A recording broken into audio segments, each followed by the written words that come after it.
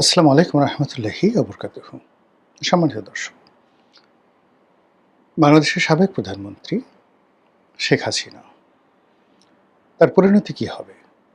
তিনি কি দেশে আসবেন?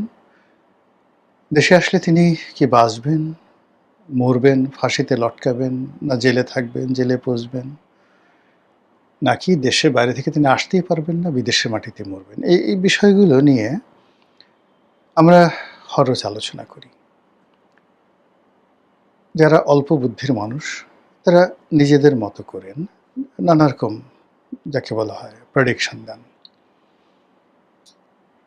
আওয়ামী লীগের যে সকল অল্প বুদ্ধির লোক আছেন, তারা যে অনুমান করেন সেটা হলো শেখ হাসিনা একেবারে বিশ্ববিজয়ী জুলিয়াস সিজারের মতো, আলেকজান্ডারের মতো ঝড়ের গতিতে উল্কাপিণ্ড হয়ে, সুনামি হয়ে বাংলাদেশে ঢুকবেন।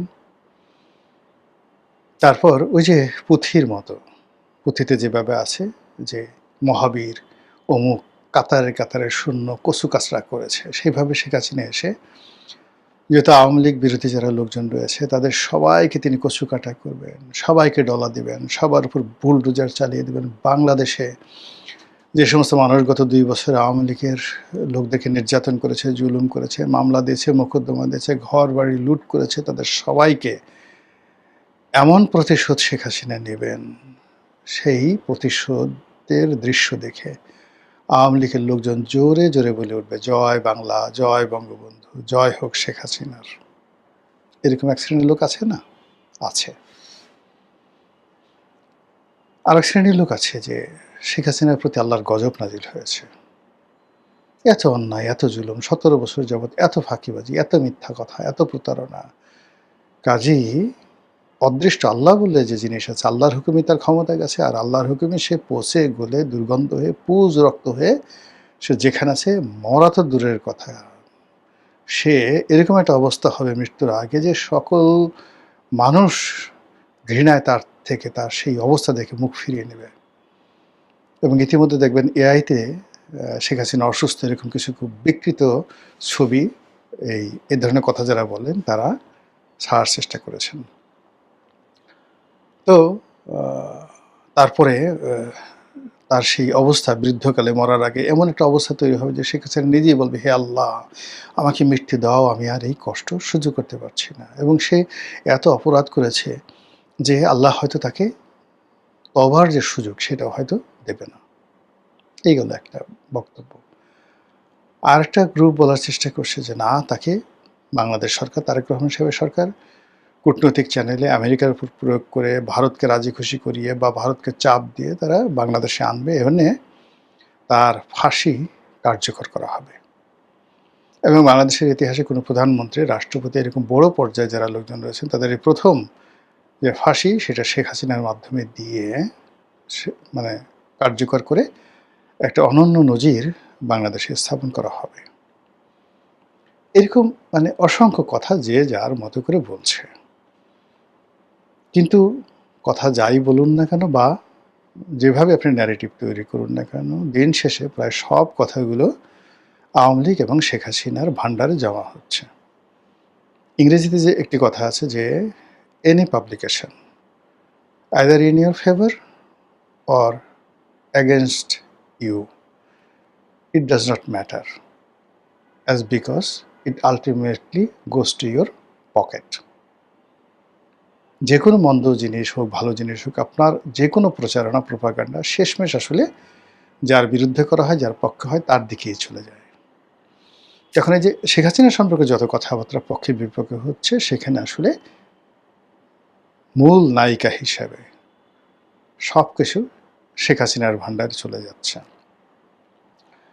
ফলে যাদের মাথায় বুদ্ধি আছে, আমরা বরিশালে আঞ্চলিক ভাষায় বুদ্ধিকে বলি কাশেম, তো যাদের মাথায় কাশেম আছে তাদের কাছে শেখ হাসিনার বেঁচে থাকাটাই হলো একটা সবচেয়ে বড় সমস্যা। মানে যারা শেখ হাসিনার বিরোধী লোক আর শেখ হাসিনার যারা পক্ষের লোক, তাদের কাছে শেখ হাসিনার বেঁচে থাকাটা হলো আশীর্বাদ। তো সেই দিক থেকে এই যে শেখ হাসিনার বেঁচে থাকা নিয়ে একটা বিরাট গ্রুপ দোয়া করছে, দাওয়া করছে, চেষ্টা করছে। আর শেখ হাসিনার মরে যাওয়া নিয়ে তার বিপক্ষে যারা লোকজন আছেন তারা একের পর এক স্বপ্নবাসর সাজাচ্ছেন। আর এই স্বপ্নবাসরে শেখ হাসিনার পতনের জন্য যারা দেশের ভেতরে, দেশের বাইরে, লন্ডনে, আমেরিকাতে, সব জায়গাতে, এমনকি অ্যান্টার্কটিকাতে বসে যারা চেষ্টা করেছেন তারা সবাই আবার ভিতর সন্ত্রস্ত হয়ে যাচ্ছে যে কেন এই ভদ্রমহিলা মরছেন না, তার কেন কুড়োকুষ্টি হচ্ছে না, তার কেন যাকে বলা হয় ডায়রিয়া হচ্ছে না, তার কেন কলেরা হচ্ছে না, গুটি বসন্ত হচ্ছে না, কেন কেন কেন করোনা কেন হচ্ছে না করোনা। এই জিনিসগুলো তারা চিন্তা করছে। এই যে এত বজ্রপাত সারা দুনিয়াতে হয়, কোনো বজ্রপাতকে শেখ হাসিনাকে দেখে না। তো এই জিনিসগুলো চিন্তা করতে করতে তারা হতাশ হয়, মাঝে মাঝে ভীত সন্ত্রস্ত হয় এবং তারা চিন্তা করে যদি শেখ হাসিনা আবার কোনো কারণে ফিরে আসে তাহলে তো তাদেরকে ছাড়বে না, ডলা দিয়ে ছাড়বে যে কোনো মূল্যে। তো এই যে শেখ হাসিনা সম্পর্কে মানুষের যে ভয়, এই ভয় আমেরিকাতে চলে গেছে, এই ভয় অনেকে চলে গেছে। তারই ধারাবাহিকতায় একজন সাবেক মার্কিন কূটনীতিবিদ, তার নাম মিস্টার জন, তিনি বাংলাদেশে একটা সময় ডেপুটি অ্যাম্বাসেডর ছিলেন, ছেলে বউ পরিবার পরিজন নিয়ে দীর্ঘদিন বাংলাদেশে ছিলেন এবং বাংলাদেশের রাজনৈতিক অঙ্গনে, ব্যবসায়িক অঙ্গনে, ইন পার্সনে আমেরিকার যে দূতাবাস, সেই দূতাবাসের যত কর্মকর্তা এ যাবৎকালে আমি দেখেছি ৮০-র দশক থেকে আজ পর্যন্ত জনের মতো এত ওয়েল কানেক্টেড কেউ ছিলেন না। সবার সঙ্গে তার একটা বন্ধুত্ব ছিল। কিন্তু এই লোকটি তলে তলে আসলে ডিপ স্টেটের একজন সক্রিয় কর্মী হিসেবে, এজেন্ট হিসেবে শেখ হাসিনাকে ক্ষমতাচ্যুত করার জন্য প্রাণান্ত চেষ্টা করেছেন এবং তার এই কর্মকাণ্ড ২০১২ সন থেকে এটি প্রবল থেকে প্রবল আকার হয়, বিশেষ করে ড্যান ডাব্লিউ মজিনা যখন রাষ্ট্রদূত ছিলেন।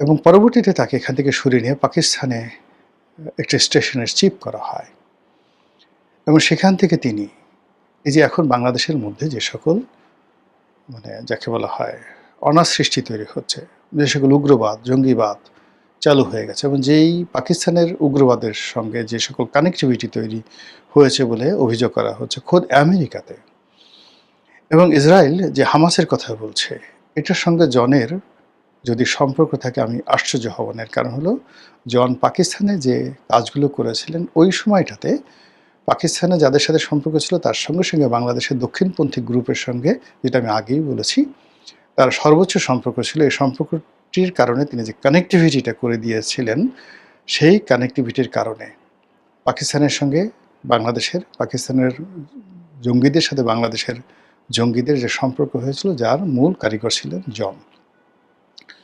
পরবর্তীতে তার দায়িত্ব শেষ হলে, চাকরি শেষ হলে তিনি এই ডিপ স্টেটের যে বেসরকারি ইউনিটগুলো রয়েছে তাদের সঙ্গে যুক্ত হয়ে যান এবং এখন শেখ হাসিনার পতনের পরে তার তৎপরতা, পিটার ডি হাসের তৎপরতা, ডোনাল্ড লুয়ের চাকরি হারানো, এসব মিলিয়ে এই টোটাল গ্রুপটা হলো সেই ইস্ট ইন্ডিয়া কোম্পানির রবার্ট ক্লাইভের যে সাথে যারা ছিলেন এদের মতো করে।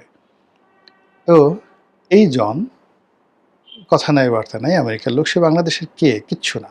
তারপর সে শেখ হাসিনাকে নিয়ে একটা কথা বলেছেন যে শেখ হাসিনা বাংলাদেশে যদি আসে তাহলে তাকে জেলে ঢুকে পচে মরতে হবে। এখন এখানে আমি খুব জনকে প্রশ্ন করতে চাই যে শেখ হাসিনা জেলে মরবে কেন? শেখ হাসিনা তো ফাঁসির আসামি। তো সে বাংলাদেশে আসার সঙ্গে সঙ্গে সরকার খুব দ্রুততার সঙ্গে, যেহেতু সরকার ক্ষমতায় আছে, আমেরিকা তাদের সঙ্গে আছে, কাজে খুব দ্রুততার সঙ্গে যদি তার ফাঁসির রায়টা কার্যকর করে তাহলে তো তার ফাঁসিতে মৃত্যু হবে। এক। ২ নম্বর হলো জন যে বলল যে তার জেলখানায় মৃত্যু হবে, তাহলে জেলখানায় কি তার স্বাভাবিক মৃত্যু হবে, না তাকে মেরে ফেলা হবে, নাকি তার ফাঁসির রায় কমিয়ে সেখানে তাকে যাবজ্জীবন কারাদণ্ড দেবে হাইকোর্ট থেকে? এটা কি জন জানে? এটা কি ম্যাটিকুলাস ডিজাইন? এটা কি প্রি প্ল্যান? এটা কি আমেরিকার মাস্টার প্ল্যান? এটা কি ডিপ স্টেটের মাস্টার প্ল্যান? আসলে এই কথা আমাদের বাংলাদেশের ইতিহাসে কোনো সাবেক রাষ্ট্রদূত বা দূতাবাসের কোনো কর্মকর্তা দায়িত্ব পালনকালীন সময় বা দায়িত্ব পালনের পরে এই ধরনের কথাবার্তা বলেছে, এটা আমি কখনো শুনিনি। কিন্তু জন কেন এই কথা বলল? আবার এই মার্কিন দালাল বাংলাদেশে আছে, রাজনীতিতে আছে, মাঠে ময়দানে আছে, বিভিন্ন ভণ্ড পীর আছে, মাশায়েখ আছে, বিভিন্ন ভণ্ড আছে যারা ওয়াজ টোয়াজ করে বেলা, এবং তারা সবসময় গ্রহ নক্ষত্র দেখে ওয়াজ করে। যে পক্ষ ভালো অবস্থানে থাকে সেই পক্ষকে আল্লাহর সঙ্গে তুলনা করে ফেলে, আল্লাহর অবতার বানিয়ে দেয়, দেবতার অবতার বানিয়ে দেয় সেই পক্ষকে। মানে আমি সব ধরনের কথা বলছি। তো হিন্দুরা যেমন দেবতা, দেবতার বিধাতার অবতার, মুসলমানরা অলি আল্লাহ, গাউস কুতুব, আল্লাহর বিশেষ দায়িত্বপ্রাপ্ত ব্যক্তি, এই ধরনের কথাবার্তা এই ভণ্ডরা সবসময় বলতে থাকে। মানে সুযোগ বুঝে তারা ওয়াজের যে ভাষা সেটা পাল্টে দেয়, কীর্তনের ভাষা পাল্টে দেয়, ভজনের যে সুর এটা পাল্টে দেয়। এখন এই জনের কথা মতো জনের যে সকল মানে ডিপ স্টেটের যে সকল বাংলাদেশের দালাল আছে, এজেন্ট আছে বিভিন্ন সেক্টরে, তারাও ঠিক এখন ফতোয়া দিচ্ছে বা বলছে যে ঠিক আছে, শেখ হাসিনা আসতে পারবে না, তাকে জেলে পুরে মরতে হবে, মানে জন যা বলছে। এখন যারা ধর্মকর্ম করেন, তারা নর্মালি কি করবেন? আল্লাহ, খোদা, ভগবান, ঋষি, গড সেখানে যেভাবে বলা আছে সেভাবে বিশ্বাস করবেন। তো সেক্ষেত্রে তো আলিমুল গায়েব, আল্লাহই সমস্ত গায়েবের মালিক।